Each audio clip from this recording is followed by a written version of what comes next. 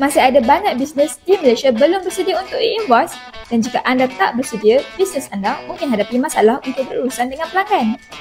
Apa itu e-invoice? E-invoice ni bukan sekadar hantar PDF atau email.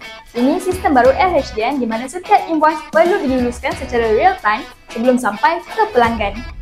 Implementasi akan dilakukan mengikut pendapatan tahunan bisnes. Bagi bisnes dengan pendapatan 100 juta ke atas, telah pun bermula dari Ogos 2024. 25 juta ke atas bermula Januari 2025. 5 juta ke atas akan bermula pada 1 Julai 2025.